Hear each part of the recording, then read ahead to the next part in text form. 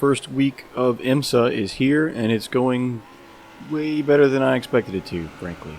Our first race was P2. Granted, it was out of 5, but still pretty happy about that. We ended up with a P5 out of 12, P4 out of 10. Might be able to get in one more race before the week is over, but so far it's gone really well. Even managed a couple passes for position, including this one that I thought went pretty smoothly. The Lamborghini has been an absolute joy to drive. It's really only bit me once, and it was breaking into turn 6, the one right after the big sweeping right-hander. On turns with a really high entry speed, it can get a little tail happy if you're not just right under braking. Outside of that, it puts power down better than any other car I've driven in iRacing. Rotation, especially mid-corner, is excellent. It's pretty stable under braking, has really good top-end speed. It's just that little bit of squirreliness in the rear. It may be an aero issue. I might be able to fix it with a setup problem, but I've heard a lot of people reporting the same thing. Not super exciting footage, but this was a big win for me. Pit stops were a huge learning point this week. The only reason I finished P5 in that second race, I should have finished maybe 4th, maybe even a podium, is because I forgot that you don't take tires in the 45-minute IMSA races, so I lost a lot of time.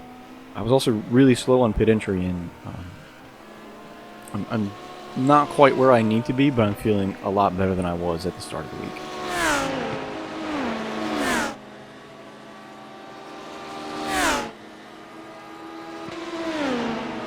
But predictably, the biggest hurdle of driving IMSA is what you're seeing here, and that is dodging traffic.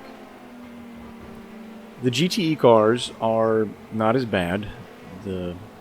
I think the drivers kind of understand where you're coming from a little more, and they're a little more forgiving.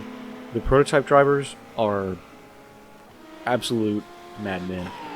Their approach speed is insane, and a lot of times they go for some really really speculative at best dive bombs to try to get around you in the corner they probably shouldn't have. The race where I finished P4, I probably could have had a podium, but I had a spin in turn 10 because an LMP made a dive that he shouldn't have, and I ended up running wide, and it cost me way too much time. It hasn't been the worst thing ever, but it does have me considering maybe doing more VRS and less IMSA this season, even though the racing in the GTE class has been really good so far. Next week is Twin Ring Motegi, and if that goes better, that may change my mind. We'll have to see how it pans out. Coming up soon, we'll have episode 3 of Project Windfall out. We will have the special livery unveiling here pretty soon. And I think around New Year's, I'm going to try to get a video for you guys that explains why racing and sim racing are as important to me as they are. But that'll wrap up this short update video. I've got a lot of stuff to try to get done before I leave for vacation next week, so I can set all those videos to publish in the future. And, one last quick announcement: we may have a seat for the Rolex 24 as well, and it may be in the Huracán.